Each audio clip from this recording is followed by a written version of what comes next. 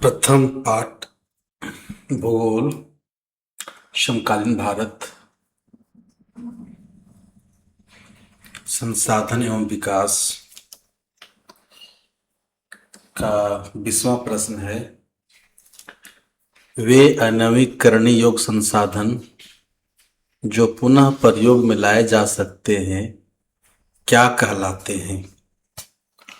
Option है चक्रीय, B अचक्रीय, सी सतत और डी प्रवाह। इसका सही उत्तर है चक्रीय।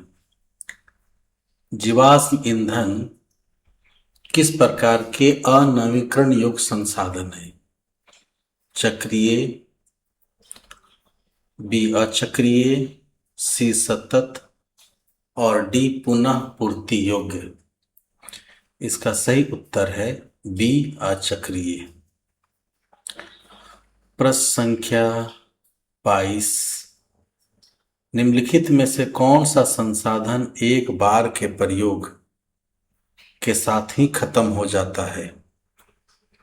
ए जल, बी पवन ऊर्जा, सी जीवाश्म ईंधन, डी सौर ऊर्जा। इसका सही उत्तर है सी जीवाश्म ईंधन। प्रश्न संख्या 23। पवन ऊर्जा निम्नलिखित में से किस प्रकार का संसाधन है? ए अनवीकरण योग्य, बी नवीकरण योग्य, सी अजीव और अनवीकरण योग्य, डी अचक्रीय। इसका सही उत्तर है बी नवीकरण योग्य। धातुएं किस प्रकार का अनवीकरण योग्य संसाधन है? ए अचक्रीय, बी चक्रीय, सी सतत, डी जैव। इसका सही उत्तर है बी चक्रीय। नेक्स्ट प्रश्न। वन और वन जीवन किस प्रकार के संसाधनों का हिस्सा है? ए अनवीकरण योग्य, बी नवीकरण योग्य, सी अजैव और डी निजी। इसका सही उत्तर है बी नवीकरण योग्य। नेक्स्ट प्रश्न। सौर ऊर्जा को पुनः प्राप्त किया जा सकता है, इसलिए यह कैसा संसाधन है? ए पुनः पूर्ति योग्य, बी अचक्रीय, सी अनवीकरण योग्य और डी अजैव।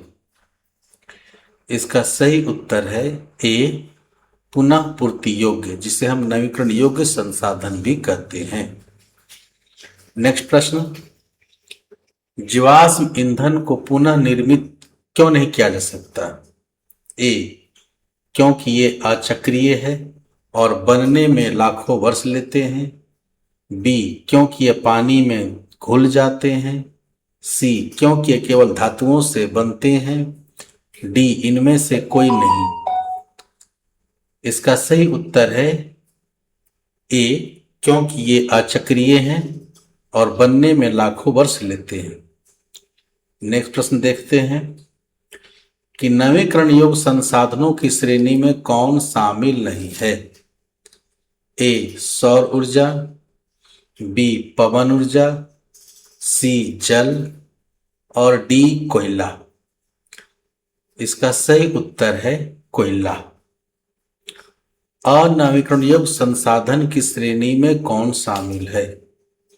ए वन, बी वन जीवन, सी खनिज और डी जल।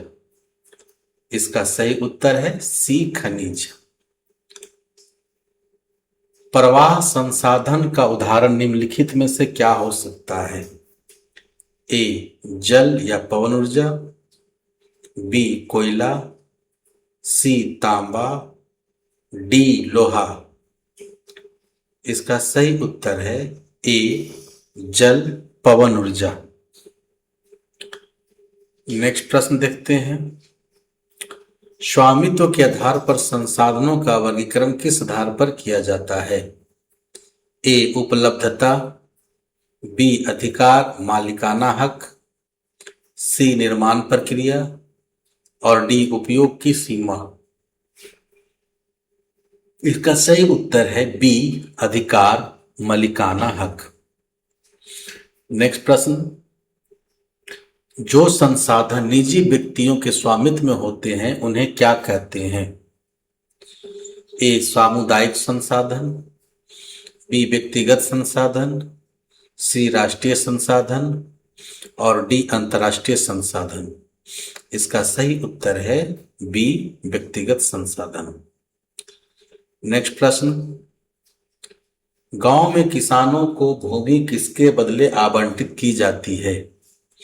ए श्रम, बी फसल, सी लगान और डी धन। इसका सही उत्तर है सी लगान। नेक्स्ट प्रश्न, किसानों की आवंटित भूमि पर किसका स्वामित्व होता है? ए पूरे गांव का, बी सरकार का, सी संबंधित किसान का, डी अंतर्राष्ट्रीय संस्था का। इसका सही उत्तर है संबंधित किसान का। शहरों में लोग किन चीजों के मालिक होते हैं? भूखंड, घर, अन्य जायदाद, ये सभी। इसका सही उत्तर है ये सभी।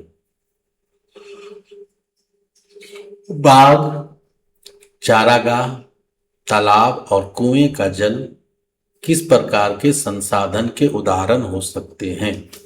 ए निजी या व्यक्तिगत स्वामित्व, बी अंतर्राष्ट्रीय, सी अनवीकरण योग्य और डी अजीब। इसका सही उत्तर है ए निजी या व्यक्तिगत स्वामित्व। नेक्स्ट प्रश्न, गांव के वे लोग जिनके पास अपनी भूमि नहीं होती उन्हें क्या कहा जाता है? ए भूस्वामी, बी भूमिहीन, सी किसान और डी लगानदाता। इसका सही उत्तर है बी भूमिहीन। नेक्स्ट प्रश्न, किसानों द्वारा सरकार को क्या चुकाया जाता है? ए लगान, बी ब्याज, सी वेतन, डी दान। इसका सही उत्तर है ए लगान। नेक्स्ट प्रश्न, निम्नलिखित में से कौन सा व्यक्तिगत संसाधन नहीं है? ए अपना खुद का घर, बी निजी तालाब, सी खुद का बागान और डी सरकारी पार्क। इसका सही उत्तर है सरकारी पार्क। प्रश्न नंबर 40, किसी व्यक्ति का निजी कुआं किस श्रेणी में आएगा? ए व्यक्तिगत संसाधन, बी राष्ट्रीय संसाधन, सी अंतर्राष्ट्रीय संसाधन और डी अनवीकरण योग्य संसाधन। इसका सही उत्तर है व्यक्तिगत संसाधन।